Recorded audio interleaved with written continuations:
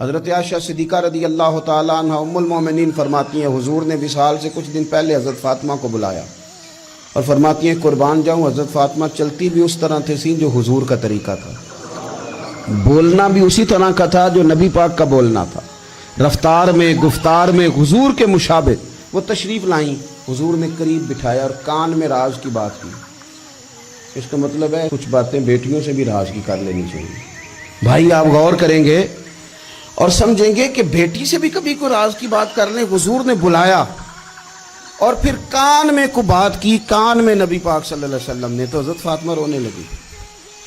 پھر حضور نے کان میں کو بات کی تو مسکرانے لگی۔ حضور تشریف لے گئے۔ سیدہ عائشہ صدیقہ رضی اللہ تعالی عنہ فرماتی ہیں میں نے حضرت فاطمہ الزہرا سے کہا کہ فاطمہ کیا کہا حضور نے؟ تو فرمانے لگی میرا اور میرے نبی پاک کا راز ہے، آپ کو میں کیوں بتاؤں؟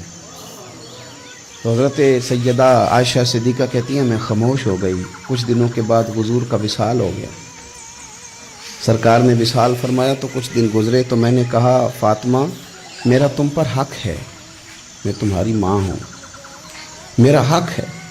اس حق کی وجہ سے میں کہتی ہوں مجھے وہ بتا دو وہ کیا بات تھی کہ پہلے تم روئی پھر تم ہنسی؟ تو میں نے کہا حقیقتوں سے آگاہ کریں۔ نبی پاک صلی اللہ علیہ وسلم کی شہزادی فرمانے لگیں اماں جی حضور نے میرے کان میں کہا تھا کہ فاطمہ ہر رمضان میں جبریل امین ایک قرآن پاک مجھے سناتے تھے، ایک میں انہیں سناتا تھا۔ اس سال جبریل نے 2 سنائے ہیں۔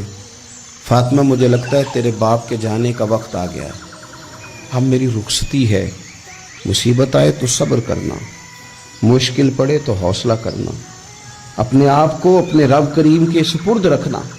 کہتی ہیں جب یہ بات حضور نے بیان کی تو میں رو پڑی، اور پھر نبی پاک نے میرے کان میں کہا فاطمہ میرے بعد جو سب سے پہلے مجھے آ کے ملے گی نا وہ تم ہی ہو، اور یہ بھی یاد رکھنا تم جنتی عورتوں کی سردار ہو۔